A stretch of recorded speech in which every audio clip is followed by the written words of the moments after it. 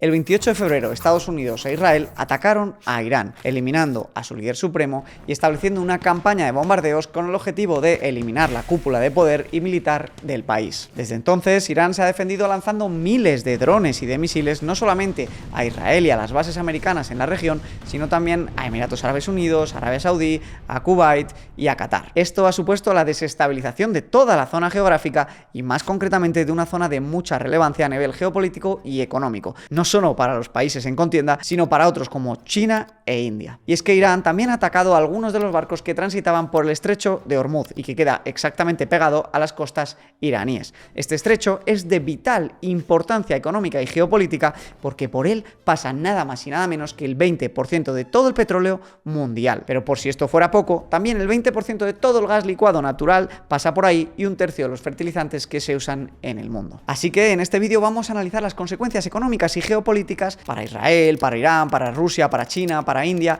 para los distintos países involucrados en la contienda, pero sobre todo lo que vamos a ver es cómo esto puede afectar a nuestros bolsillos y a nuestras carteras de inversión. Y vamos a ver cómo puede afectar al precio del oro, de Bitcoin, de la renta fija, del dólar, del petróleo y de las bolsas tanto americanas como europeas e internacionales. Empezamos. Bien, antes de ir al grano y ver los distintos activos y cómo va a afectar esto a su precio, hay que entender que este conflicto tiene dos salidas principales potenciales. La primera de ellas sería la que el presidente Donald Trump desea, una salida relativamente rápida tras una campaña de bombardeos masiva de 4 a 5 semanas donde se degrade tanto el país militar y políticamente que un nuevo liderazgo emerja contrario a la línea que había en los últimos 40 años en el país y llegue a acuerdos con Israel y con Estados Unidos, elimine el deseo o el ansia de seguir desarrollando misiles balísticos capaces de alcanzar Israel y todos los países de la región e incluso Estados Unidos y rechace la posibilidad de seguir enriqueciendo uranio con la potencial posibilidad de desarrollar una bomba nuclear. El segundo escenario es más complejo, más peligroso y es prácticamente igual de posible. Sería un escenario donde se tumorice el conflicto y donde no se llegue a una solución rápida. Si bien una victoria de Irán es imposible porque no tiene nada que hacer militarmente contra Estados Unidos y contra Israel y contra el resto de países de la región, que se enquiste el conflicto y aunque Irán quede muy degradado, pueda seguir causando daño en la región, mandando cohetes, misiles o drones a los barcos que vayan transitando por su estrecho, como en su día hicieron los yemeníes en el estrecho de Bab al-Mandab. Esto, desafortunadamente, nos llegaría a una guerra mucho más compleja, larga y prolongada, donde el tránsito de petróleo, fertilizantes y gas pudiese verse seriamente afectado, el turismo en la región de los países del Golfo, que también están empezando a depender de ella y a invertir mucho en ella, también se verían afectados y por tanto se enquistaría mucho más de lo que el presidente americano espera. Este escenario paradójicamente no es a Estados Unidos el que más daño le haría económicamente, que si bien le supondría un desgaste en cuanto a inversión militar, más le afectaría a países como la India o como China que dependen especialmente de Irán, porque la mayoría de petróleo que sale por el estrecho de Hormuz va con destino a la India y China. Y es que si bien Estados Unidos sufrió mucho en las anteriores guerras del Golfo y en el embargo de petróleo allá por los 1970s, ahora mismo está en una posición mucho más fuerte, porque Estados Unidos, gracias al avance de la tecnología de la extracción de petróleo, se ha vuelto exportador neto de petróleo. Y esto quiere decir que incluso una subida del precio le podría potencialmente beneficiar, más allá, aun cuando ahora controla lo que ocurre en Venezuela, que es otro de los países con mayores reservas de petróleo del mundo. Con este contexto, los mercados han reaccionado hasta ahora de la siguiente manera. Del viernes que cerró el mercado del Standard & Poor's 500 hasta ahora, se está dejando la bolsa americana cerca de un 2%. El oro, paradójicamente, ha corregido cerca de un 4%. Y es que luego veremos cómo se comporta el oro en los conflictos bélicos, porque tiene un comportamiento muy curioso y distinto al que la mayoría de la gente cree. Bitcoin se ha mantenido plano e incluso está un poquito más abierto que el viernes antes de que empezase el conflicto, funcionando muy bien como canario en la mina y siempre descontando antes que los demás activos lo que está por venir. Y es que ya sabemos que Bitcoin, si bien ahora se está manteniendo plano, lleva con una corrección bastante agresiva desde octubre. El Eurostoxx o el resumen un poco de la bolsa europea sí que ha sufrido más, y es que Europa es un continente mucho más sensible a este conflicto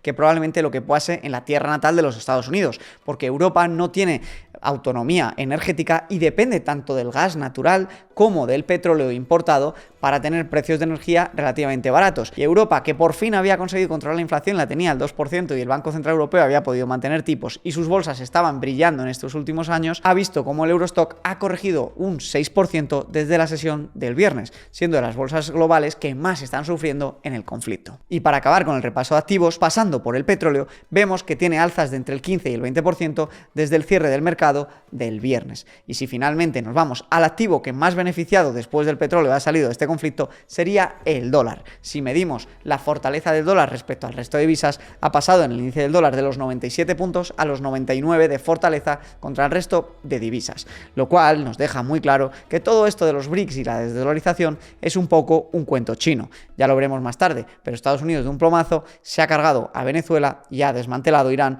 en cuestión de apenas semanas, y mientras tanto el dólar solo ha hecho que fortalecerse. Ahora bien, todos estos datos ya los conoces. Lo que me gustaría mostrarte a continuación es qué ha pasado en los anteriores conflictos bélicos y buscar similitudes entre unos y otros para ver qué ha ocurrido con el precio del SP500, con el precio del petróleo y del oro, y ver qué relación guardan los tres para ver, en este caso concreto de la guerra Irán contra Israel y Estados Unidos, qué podemos esperar de las bolsas. Y para ello te he presentado esta infografía que vas a ver aquí en la grabación de pantalla, la cual creo que es muy clarificadora de qué es lo que ocurre en las guerras históricamente y qué debemos de hacer con nuestro dinero, porque lo primero siempre es no entrar en pánico, ver los vídeos de Javi Linares y después ya pensarse qué hacer. Bien, en esta infografía he ido recabando información de todas las guerras principales que ha habido desde principios del siglo XX, desde la Primera Guerra Mundial hasta esta de Estados Unidos contra Israel e Irán. Y algo muy curioso que he podido ver es que en el 73% de los conflictos bélicos el SP500 tiende a tener retornos positivos a los 12 meses de comenzar el conflicto bélico,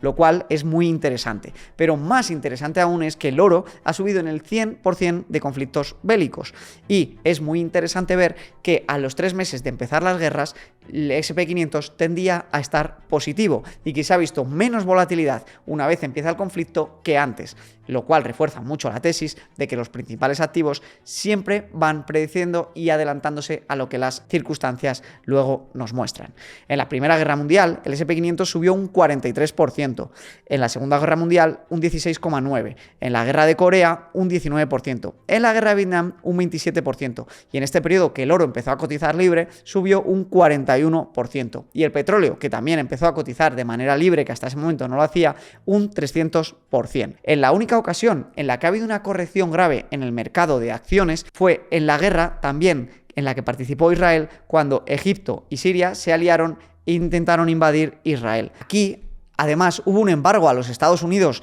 de petróleo, el petróleo se disparó en un 300%, causando una estanflación muy fuerte en los Estados Unidos de América y causando que las empresas del SP500 sufriesen muchísimo, porque por una parte los ciudadanos vieron los precios de la energía subir muchísimo, se cayó mucho el dinero disponible, eso hizo que se cayesen los precios de las empresas que vendían a los ciudadanos y por tanto fue una especie de desastre económico. Duró 6 meses y posteriormente se recuperó el SP500, pero en ese periodo que el SP500 cayó un 48%, el oro subió un 115%. Esto nos deja una primera pista y nos dice que en los conflictos en los que hay mucha subida del petróleo y por tanto inflación debido a la causa energética, el oro tiende a subir mucho y la bolsa tiende a hacerlo peor. Pero si seguimos analizando el resto de conflictos, vemos que en todos ellos, en la mayoría de ellos, excepto en el del 2000, cuando el 11 de septiembre, que se juntó con la burbuja de los .com, el SP500 tendió a acabar positivo. Por tanto, los patrones que podemos ver en esta tabla son muy claros. Cuanto más se dispara el precio del petróleo, más se dispara el precio del oro y más puede sufrir el SP500. Por tanto, en función del escenario al que creas que vayamos de los que te he comentado al inicio del vídeo, bien sea la guerra corta, donde bien consiguen desmantelar Irán y hay cierta paz y estabilidad en la región y el petróleo no sube demasiado de precio porque pronto se consigue recuperar el tránsito internacional, entonces podemos ver un escenario con un SP500 muy fuerte, con un oro con retornos más controlados y con un petróleo relativamente estable. Pero por el contrario, si vemos una guerra más prolongada donde el tránsito de petróleo sufre, puede dispararse más el precio del petróleo y el SP500 podría sufrir un poquito más. Aunque no nos olvidemos que no podemos comparar al 100% la situación que vivimos en 1973 con el embargo a Estados Unidos, porque en ese momento Estados Unidos necesitaba comprar petróleo de fuera, no era productor propio y por tanto no está el tablero igual de equilibrado que estaba en ese momento. Ahora, incluso con un precio más alto del petróleo, Estados Unidos puede liberar barriles de su reserva estratégica o puede forzar a sus aliados a elaborar y distribuir más barriles de petróleo para compensar esa caída que genera Irán. Teniendo esto en cuenta y viendo más al pormenor los datos de la renta variable en anteriores guerras, vemos que curiosamente la renta variable tiende a caer 3 meses antes del inicio de las guerras y luego tiende a subir. Aquí podemos ver esta tabla donde vemos que 3 meses antes de las guerras el retorno del S&P500 en la mayoría de ellas es negativa y en cambio 3 meses después de las guerras el retorno de las bolsas suele ser positivo y el retorno anualizado en la mayoría de ellas cuando acaban más positivo aún. En cambio, con el oro volvemos al cambio de patrones. El oro suele subir preguerra con la subida de la incertidumbre, como hemos podido ver en los últimos meses. Al inicio del conflicto puede incluso corregir y luego, si la guerra es corta, tiende a corregir de nuevo y desplomarse, y si la guerra es larga y sobre todo hay subida en los precios de la energía, como hemos visto, tiende a subir. Por la parte de Bitcoin, ya hemos visto que es una especie de canario en la mina y que predice con mucha certeza lo que va a ocurrir y corrige mucho más agresivo y antes que los demás de los activos qué es lo que va a pasar. Pero lo que sí que ha demostrado Bitcoin es que si bien no es una reserva de valor al uso en cuanto a que quizá en incertidumbre pueda subir de valor, sí que consigue dar liquidez y dar esa salida de capital a gente que está en problemas y que necesita ese dinero. Por ejemplo, si estás en Irán y necesitas irte del país y han destruido tu casa y tu negocio y tienes tu dinero en la bolsa iraní o tienes tu dinero en oro en un banco iraní, pues tienes muy complicado trasladar tu riqueza. Pero en cambio, si tienes Bitcoin, vas a poder llevártela muy fácilmente del país tan pronto como cuando se abran las fronteras. Si pasamos a pensar qué ocurrirá en la renta fija, aquí también hablamos de un doble escenario. Lo que se ha visto a lo largo de las guerras es que cuando hay una guerra intensa pero el precio de la energía está más o menos estable y la inflación está controlada, la renta fija lo hace muy bien porque tienden a bajar los tipos de interés por la presión compradora de los bonos y eso al que ya tenía los bonos le beneficia. Pero en cambio, si hay inflación por la presión de la energía, entonces el mercado y los inversores no se refugian tanto en renta fija, sino que buscan otros activos que te protejan mejor de la inflación y ahí podría sufrir la renta fija. Por tanto, vemos que va a actuar un poco contraopuesto a lo que haga el oro. Y finalmente, si analizamos qué va a pasar con el dólar, podemos ver que el dólar es el mayor beneficiado de todo esto y que realmente cuando las cosas se complican es un muy buen activo, como dicen los americanos, risk off, para salir de todos los escenarios especulativos, proteger tu dinero y luego ver bien qué pasa. Y por eso se ha apreciado respecto al resto de divisas y por eso en estos momentos su demanda es más fuerte que nunca, por mucho que hablen de BRICS, de desdolarización o del fin del imperio americano, que algún día podrá llegar, pero por ahora no está ni mucho menos cerca. Como ves, distintos escenarios abren distintas posibilidades y llevarán el precio de los activos hacia un lado o hacia otro. Si en definitiva eres de los que piensas que vamos a hacer una guerra larga con subidas del precio de la energía, lo mejor que podrías hacer es seguir protegiéndote con oro. Si crees que esto se acabará relativamente rápido, la renta variable es una opción muy buena y aunque vayamos a una guerra más larga, lo que ha demostrado la renta variable